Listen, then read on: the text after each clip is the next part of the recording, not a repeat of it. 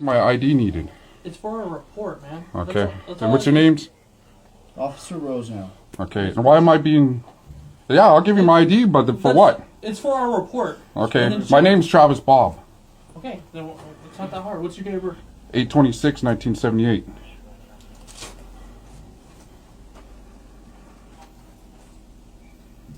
I'm not drinking.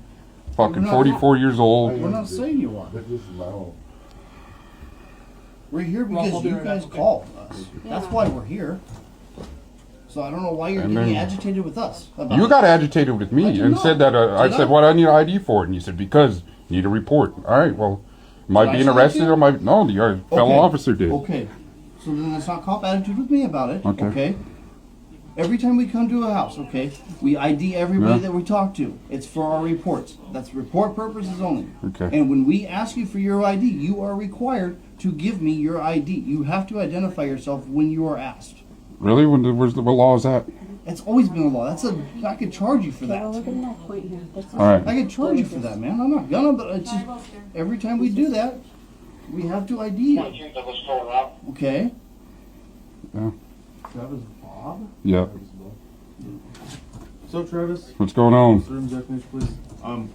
What's your full name? What's your date of birth? Everything. Travis Bob, 8/26/1978. Okay. Okay, I'm gonna ask you just to turn just the light off. Just for officer safety reasons. All right. Man. BOBB. Yeah.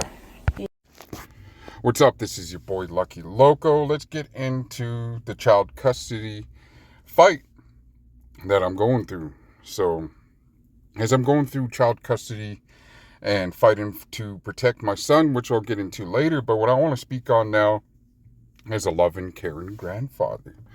He loves and cares about his grandchildren and his kids so much that he came home highly intoxicated, burst into the room, into this little makeshift room out of plywood, and even the door was plywood with like a little bit of door hinges. Total trap house. So much so that he burst into the room, and while I was holding Junior, who was 43 days old, a little tiny newborn baby, you can say, that he comes in the room and he's like, "Oh, you think you're bad? Oh, you think you're bad?" And he was saying badass, and he was like, "You think you're badass?" Oh, and I don't even know this dude too well, and I didn't even know he had that type of resentment towards me. So he bursts in the room and he's like, "Hey, you think you're badass? You want to get it?" And then he's like, "You want to fucking go? Huh? You want to go? You want to go?" And then he burst into the room, and this is a tiny room. So I'm sitting there holding a newborn baby with the baby mom sitting next to me, and the way he's coming in, it seemed like he was going to attack me right there holding Junior. So I give Junior over to the baby's mom. I was like, "Here, Drea, hold him. I said, "All right, Ruff," to get him out of the room. I was like, "All right, Ruff, I'll fight you. Let's go ahead. Let's go." So, he's like, takes off, and he's all excited after he finished trying to fight my 13-year-old son and tried to, yelling at his mother, who was like 80-something at the time. And, it's total sick, narcissistic dude, bro. He had no thoughts of his grandkids that were there in the room, no anybody else in the house, even his own mother. So he goes upstairs, and I'm following him, going upstairs and ready to go out. He calls me to go outside. He goes up to his room and grabs his hunting rifle. Convicted felon grabs his hunting rifle and cocks it, points it at me. He's like, I'm gonna do this. I'm gonna do this. And what can I do other than just stand there? And I guess he's gonna shoot me. So, the baby mom at the time, she didn't step in front of the gun, but she was like, "Hey, stop this. You're going too far. You wanted to fight him. Go outside and fight him." And he was like, "Oh," he puts the gun down, drops it on the floor, and grabs her by your throat, both hands by your throat. "Oh, you little bitch, you want to take his side?" And no one was worried about when he was pointing a gun at me, ready to shoot me. But as soon as he grabbed his daughter, loving dad, right? Grabs his daughter and puts his hands around her throat, and then that's when the cops come. The cops come, and he was so manipulative, he almost had me arrested. So he's sitting there, and he's like, "Oh, I don't know what his problem is," and he was tripping. I wasn't even drinking at the time. I was, enjoying being a new father to a newborn baby. So this man went out of his way to come fight me with it. The child was 43 days old. It's not funny. It's sick. So this person has enough nerve to go up against me in court and is trying to make up stories. He comes in there yelling, "Oh, he didn't let me see my my grandchild since he was born." He was living at your house when Drea took off with him.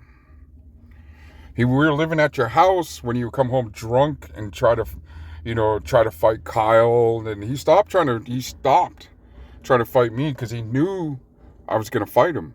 And I don't put up with bulliness and all this other stuff. And so he apologized the next couple of days after he goes on his binge and gets, kind of runs out of money and sobers up.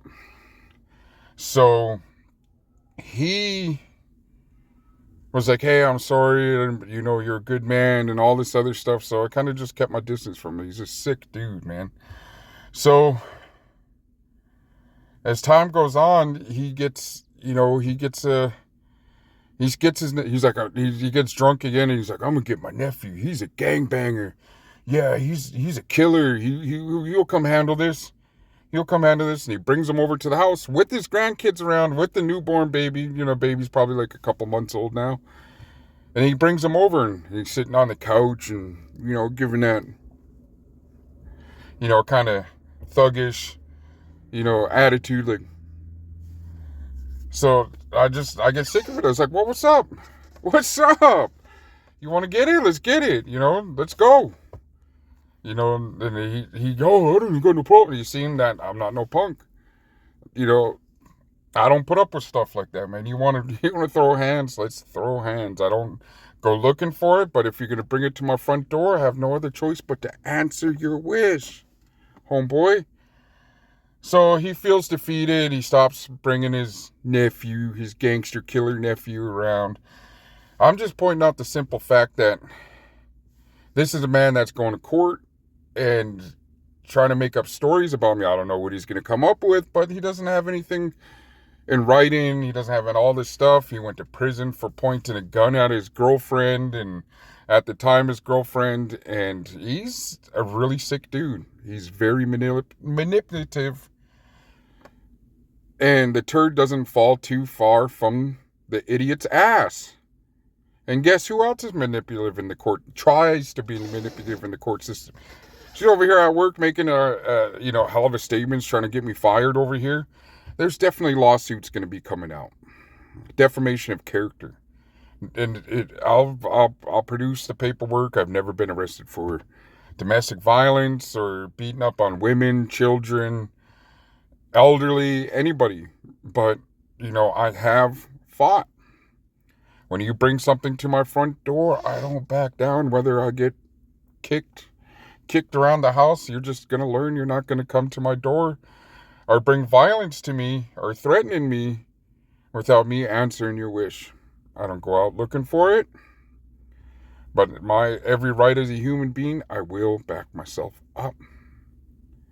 So, this is my explanation of Junior being 43 days old. The loving, caring grandfather that he is, trying to fight me with Junior in my arms.